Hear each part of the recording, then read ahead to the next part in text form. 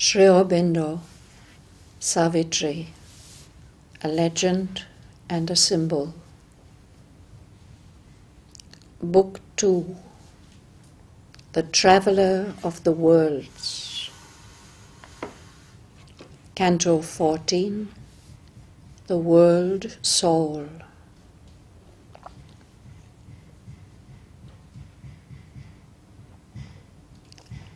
A covert answer to his seeking came. In a far shimmering background of mind space, a glowing mouth was seen, a luminous shaft, a recluse gate it seemed, musing on joy, a veiled retreat and escape to mystery. Away from the unsatisfied surface world, it fled into the bosom of the unknown, a well, a tunnel of the depths of God. It plunged as if a mystic groove of hope through many layers of formless, voiceless self, to reach the last profound of the world's heart. And from that heart there surged a wordless call, pleading with some still impenetrable mind, voicing some passionate, unseen desire. As if a beckoning finger of secrecy, outstretched into a crystal mood of air, pointing at him from some near hidden depth, as if a message from the world's deep soul, an intimation of a lurking joy that flowed out from a cup of brooding bliss. There shimmered, stealing out into the mind, a mute and quivering ecstasy of light, a passion and delicacy of roseate fire.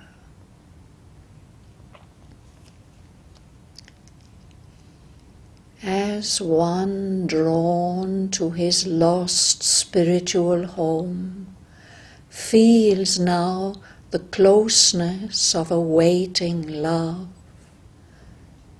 into a passage dim and tremulous that clasped him in from day and night's pursuit, he travelled, led by a mysterious sound.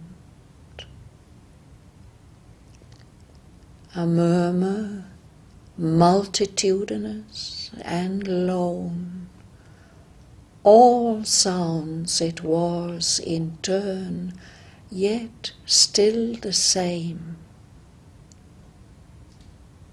A hidden call to unforeseen delight in the summoning voice of one long known, well loved, but nameless to the unremembering mind. It led to rapture back the truant heart. The immortal cry ravished the captive ear. Then, lowering its imperious mystery, it sank to a whisper circling round the soul. It seemed the yearning of a lonely flute that roamed along the shores of memory and filled the eyes with tears of longing joy. A cricket's rash and fiery single note, it marked with shrill melody night's moonless hush, and beat upon a nerve of mystic sleep its high, insistent, magical reveille.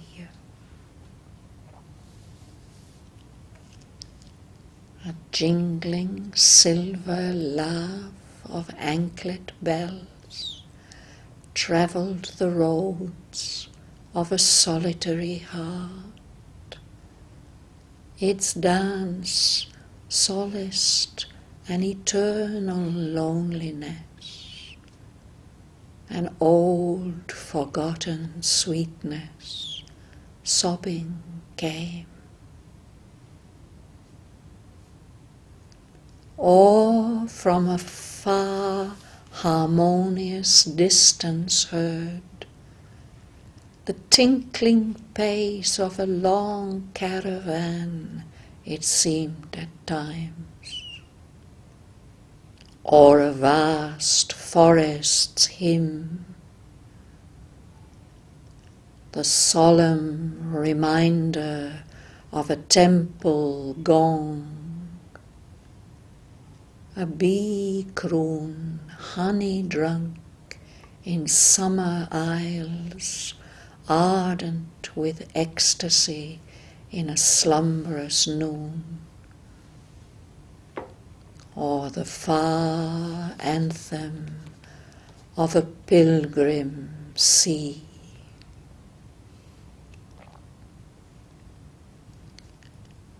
An incense floated in the quivering air, a mystic happiness trembled in the breast, as if the invisible beloved had come, assuming the sudden loveliness of a face, and close glad hands could seize his fugitive feet, and the world change with the beauty of a smile.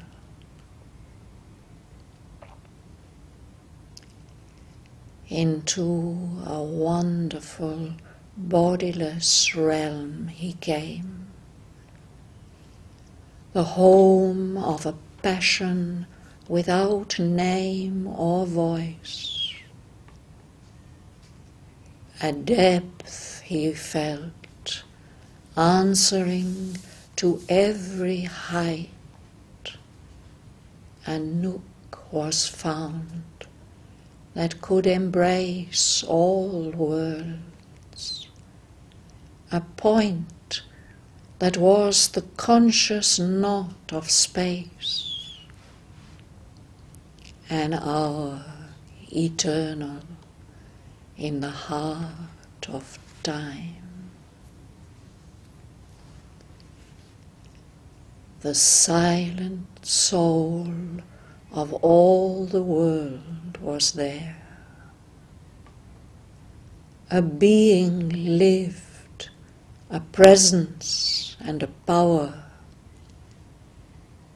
a single person who was himself and all, and cherished nature's sweet and dangerous throbs, transfigured into beats divine and pure. One who could love without return for love, meeting and turning to the best, the worst. It healed the bitter cruelties of earth, transforming all experience to delight. Intervening in the sorrowful paths of birth, it rocked the cradle of the cosmic child, and stilled all weeping with its hand of joy. It led things evil towards their secret good. It turned racked falsehood into happy truth. Its power was to reveal divinity.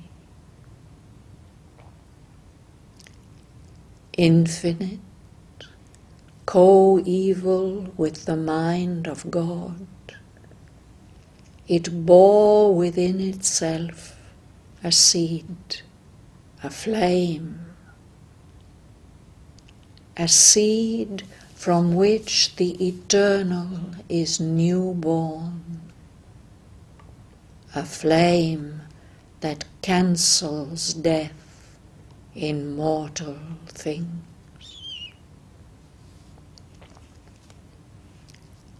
All grew to all, kindred and self and near. The intimacy of God was everywhere. No veil was felt, no brute barrier inert. Distance could not divide, time could not change. A fire of passion burned in spirit depths. A constant touch of sweetness linked all hearts.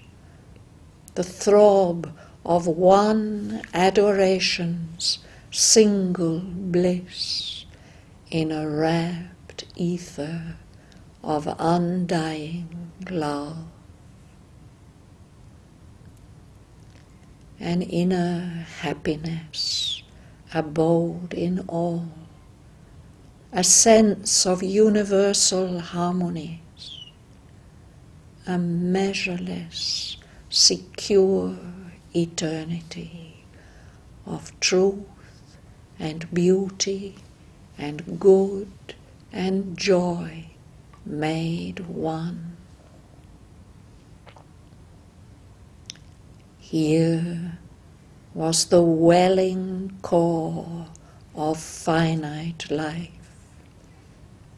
a formless spirit became the soul of form.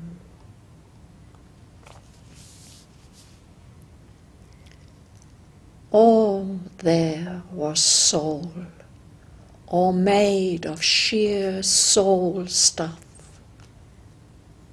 A sky of soul covered a deep soul ground.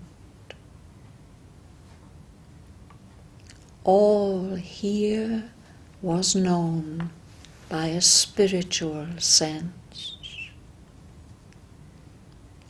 Thought was not there, but a knowledge near and one, seized on all things by a moved identity. A sympathy of self with other selves, the touch of consciousness on consciousness, and being's look on being with inmost gaze, and heart laid bare to heart without walls of speech, and the unanimity of seeing minds in myriad forms, luminous with the one God. Life was not there, but an impassioned force, finer than fineness, deeper than the deeps, felt as a subtle and spiritual power, a quivering out from soul to answering soul, a mystic movement, a close influence, a free and happy and intense approach of being to being with no screen or check, without which life and love could never have been. Body was not there, for bodies were needed not. The soul itself was its own deathless form, and met at once the touch of other souls, close, blissful, concrete, wonderfully true.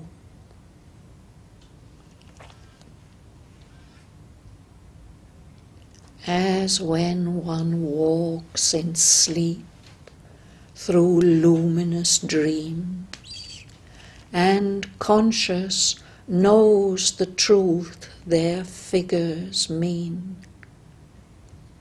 Here, where reality was its own dream, he knew things by their soul and not their shape.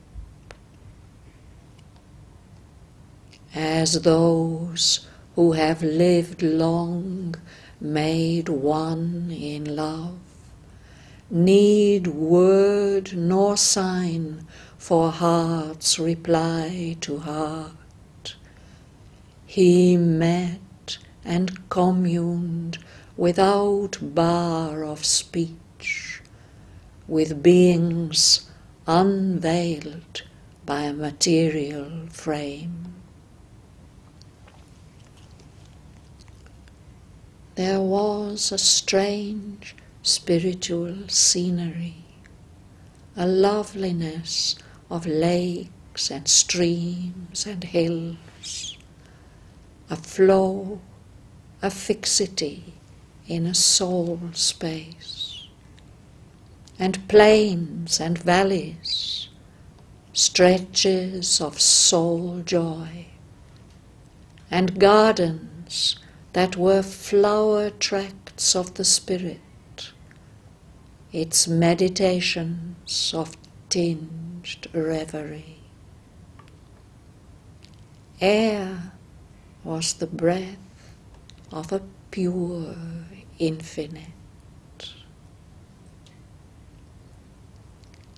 A fragrance wandered in a coloured haze, as if the scent and hue of all sweet flowers had mingled to copy heaven's atmosphere. Appealing to the soul and not the eye, beauty lived there at home in her own house. There all was beautiful by its own right, and needed not the splendor of a robe. All objects were like bodies of the gods, a spirit symbol environing a soul, for world and self were one reality.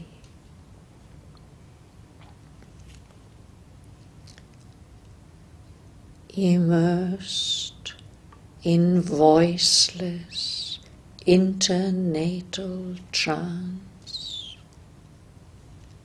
The beings that once wore forms on earth sat there in shining chambers of spiritual sleep.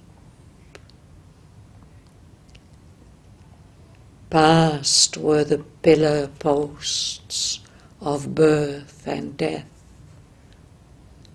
Past was their little scene of symbol deeds. Past were the heavens and hells of their long road. They had returned into the world's deep soul. All now was gathered into pregnant rest. Person and nature suffered a slumber change. In trance they gathered back their bygone selves. In a background memories, foreseeing muse, prophetic of new personality, arranged the map of their coming destiny's course.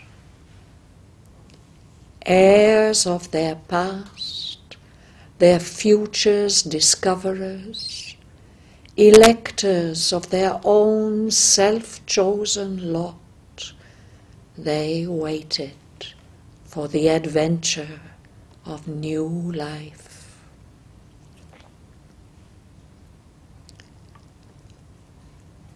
A person persistent through the lapse of worlds, although the same forever in many shapes, by the outward mind unrecognizable, assuming names unknown in unknown climes, imprints through time upon the earth's worn page a growing figure of its secret self, and learns by experience what the spirit knew, till it can see its truth alive and God. Once more they must face the problem game of birth, the soul's experiment of joy and grief, and thought and impulse lighting the blind act, and venture on the roads of circumstance, through inner movements and external scenes, travelling to self across the forms of things. Into creation's centre he had come.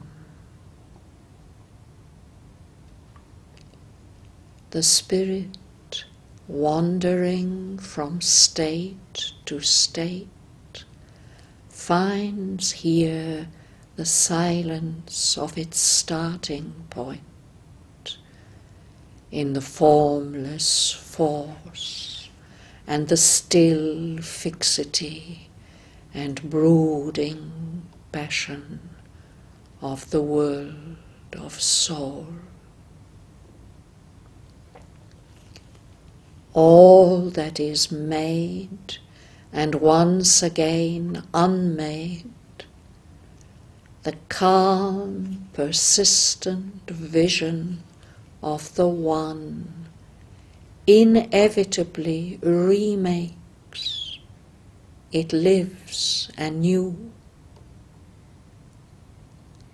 Forces and lives and beings and ideas are taken into the stillness for a while. There they remold their purpose and their drift, recast their nature and reform their shape. Ever they change, and changing ever grow, and passing through a fruitful stage of death, and after long reconstituting sleep, resume their place in the process of the gods, until their work in cosmic time is done.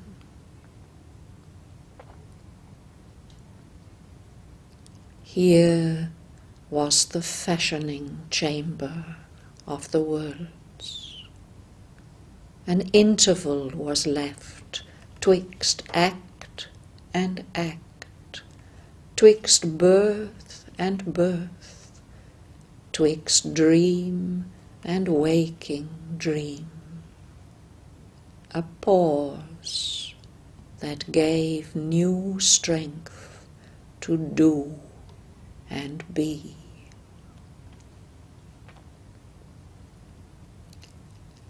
Beyond were regions of delight and peace, mute birthplaces of light and hope and love, and cradles of heavenly rapture and repose.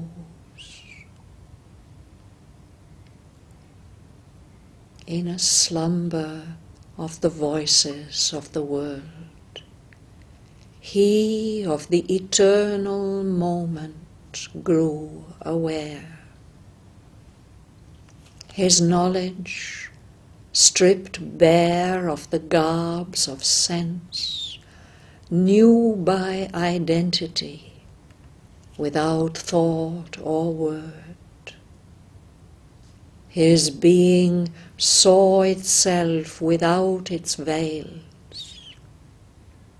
Life's line fell from the Spirit's infinity.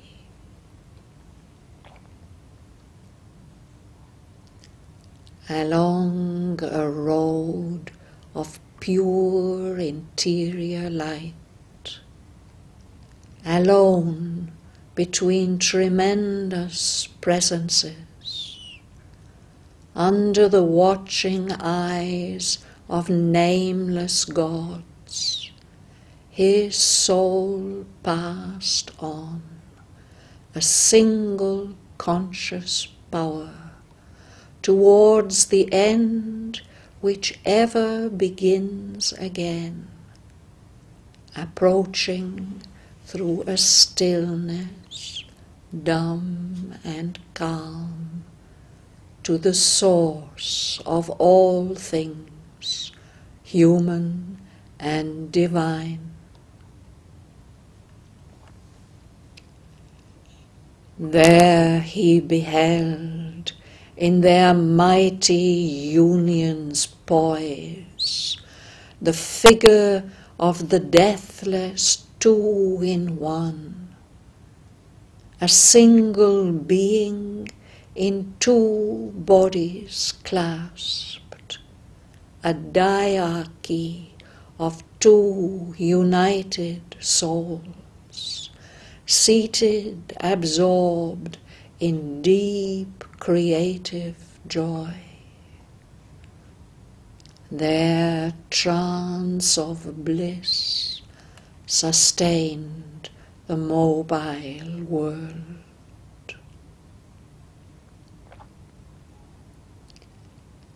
Behind them, in a morning dusk, one stood who brought them forth from the unknowable. Ever disguised, she awaits the seeking spirit. Watcher on the supreme unreachable peaks, guide of the traveller of the unseen paths, she guards the austere approach to thee alone. At the beginning of each far-spread plain, pervading with her power the cosmic suns, she reigns, inspirer of its multiple works, and thinker of the symbol of its scene. Above them all she stands, supporting all. The sole, omnipotent goddess, ever veiled, of whom the world is the inscrutable mask. The ages are the footfalls of her tread, their happenings the figure of her thoughts, and all creation is her endless act.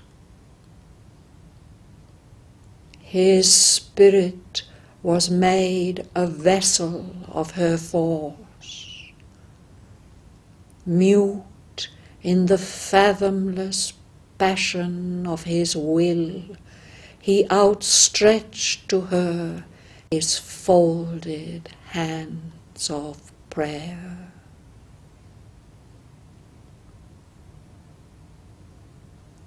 Then, in a sovereign answer to his heart,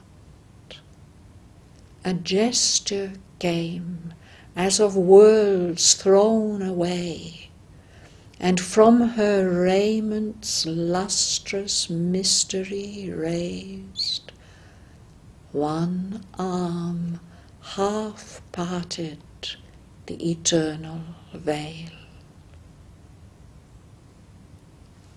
A light appeared, still and imperishable, attracted to the large and luminous depths of the ravishing enigma of her eyes. He saw the mystic outline of a face.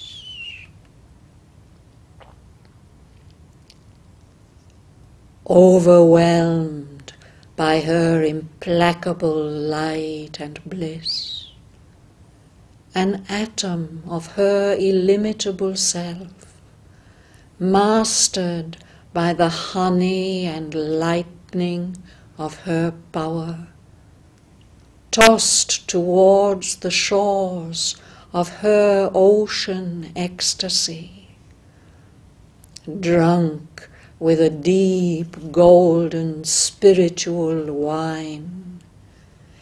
He cast from the rent stillness of his soul a cry of adoration and desire, and the surrender of his boundless mind, and the self-giving of his silent heart.